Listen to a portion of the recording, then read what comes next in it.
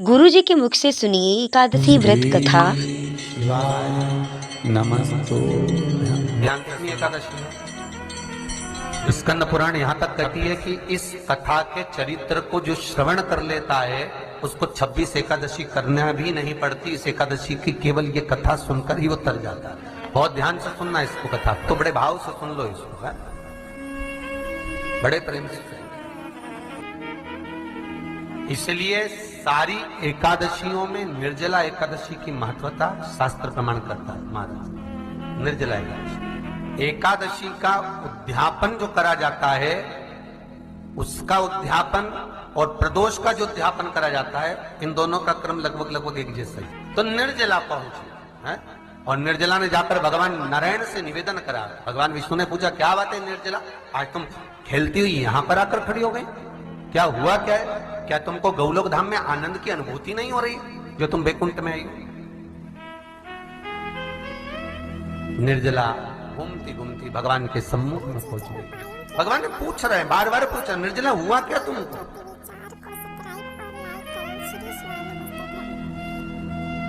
ए निर्जला, ए एकादशी, हुआ क्या है तुमको? क्या कारण है तुम्हारे यहां आने का, वैकुंठ पहुंचने का? बहुत ध्यान देना महाराज। शास्त्र कहता है सोमवार, मंगलवार, बुधवार, गुरुवार, शुक्रवार, शनिवार, ये देवता वो देवता सबके व्रत कर लो, सारे व्रत कर लो, पर ये व्रत आपको परमात्मा के धाम तक लेकर नहीं जा सकते, क्योंकि इनका जो पुण्य है वो मृत्यु लोक में आप थोड़ा सा भी व्रत करते हैं तो पुण्य समाप्त हो जाता है। पर हिंदू धर्म के 3 व्रत ऐसे बता दिए जिन व्रतों का पुण्य समाप्त नहीं हुआ।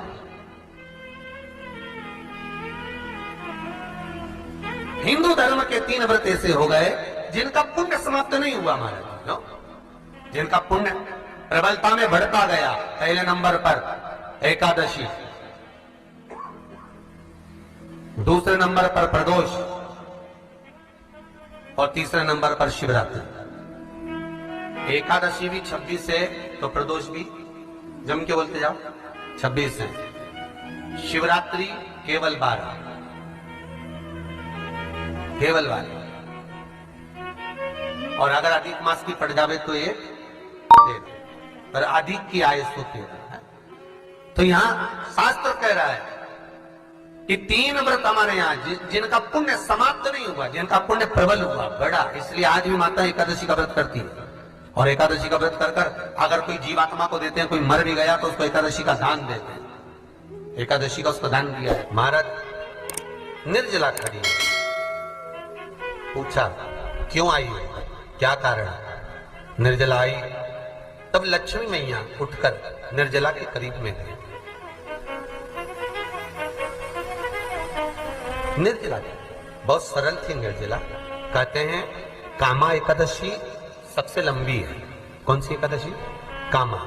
फिर मोक्षदा उससे नीची है महाराज। और निर्जला जो है बिल्कुल छोटा स्वरूप है। निर्जला का मतलब देखा जाए तो केवल 2 चोटी करी हुई है। मस्तक पर भोर लगा हुआ है निर्जला के, माथे पर बिंदी लगी हुई है निर्जला के, सुंदर गले में तुलसी की मालाएं पहनी है निर्जला, हाथ में जो हाथ फूल जैसी माताएं पहले पहनती थी, आपको ध्यान में होगा, ऐसा बड़ा फूल होता था, अंगूठियां पड़ी होती थी, हाथ में ऐसा लगा रहता। तो निर्जला हाथ फूल भी तुलसी के धारण करे।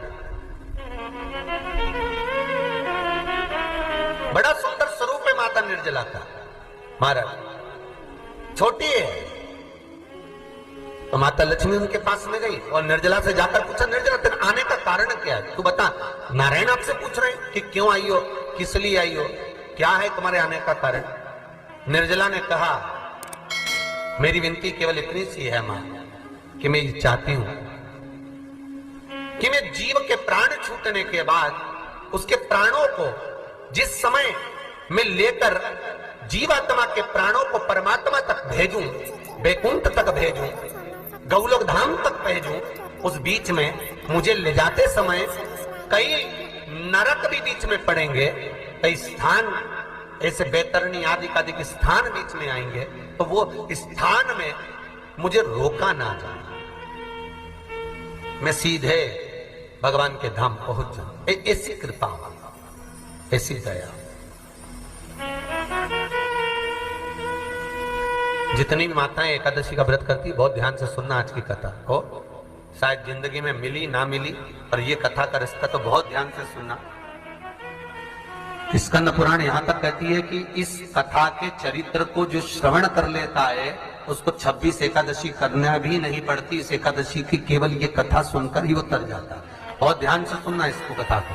सबसे पहला नियम एकादशी व्रत का, सबसे पहला नियम है कि आप जिस दिन व्रत करो उसके एक दिन पहले भक्ति का संचार इस हृदय में करो। भक्ति का संचार इस हृदय में कर लीजिए। जिस दिन आप व्रत करो, जैसे एकादशी का व्रत कर रहे हो तो दशमी के दिन शाम का समय जब आवे, रात्रि जब होने लगे, शाम का समय आवे और रात्रि का आप जब भोजन ग्रहण करो तो उस भोजन में कोई ऐसा पदार्थ ग्रहण मत करिए जिस पदार्थ के कारण आपकी एकादशी बिगड़ जाए। कोई बेकार भोजन में ग्रहण नहीं करना, श्रेष्ठ भोजन ग्रहण करिए दशमी। और एकादशी का दूसरा नियम बहुत ध्यान से सुनिएगा। जिस दिन आपकी एकादशी का व्रत हो उस दिन प्रयास करिएगा कि अपने हाथ से किसी भी वृक्ष की कोई पत्ती टूटे ना। अपने हाथ से किसी भी वृक्ष की, पौधे की, किसी भी वृक्ष की पत्ती अपने हाथ से ना टूटे। बहुत ध्यान दीजिएगा महाराज। एकादशी का ये दूसरा नियम है कि अपने हाथ से किसी पौधे की, किसी वृक्ष की, किसी डाली की कोई पत्ती टूटे ना, कोई पत्ती ना टूटे, इसका प्रयास करिए।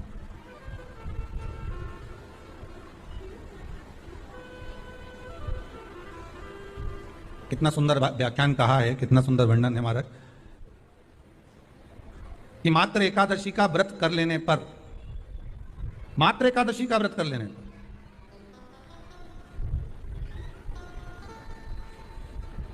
जो पूर्व में किया गया हमारा पाप कर्म है, हमने किसी जीव की हत्या करी है, हमने किसी को कष्ट प्रदान करा है, हमने किसी को अपशब्द कहा है, हमने किसी को ताने दिए, हमने किसी को आड़ा टेढ़ा कहा है, हमने किसी को गालियां दे दी है, मात्र एकादशी का व्रत ही कर लेने पर ये सारे जो दोष हैं वो समाप्त हो जाते हैं।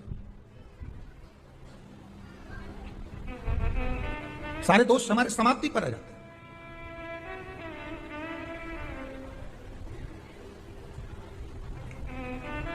अब एक विचार करिएगा थोड़ा सा अपने मन में, अपने चित्त में, अपनी वृत्ति में एक बात उतारिएगा।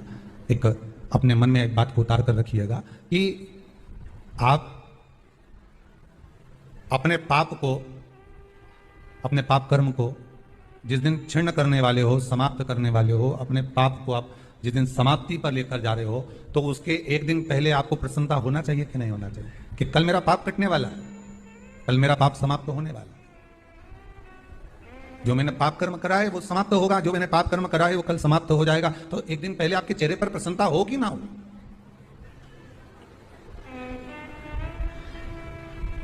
और चेहरे पर वो प्रसन्नता आपके आना चाहिए कि कल मेरा एकादशी का व्रत है, आज दशमी है, कल एकादशी का व्रत है, तो कल मेरी जब एकादशी का व्रत रहेगा तो मेरा ना जाने कितना कितना पाप, कितना असत्य, कितना झूठ, कितना प्रपंच वो समाप्त हो जाएगा। इसमें मुझे प्रसन्नता हो, इसमें मुझे आनंद था।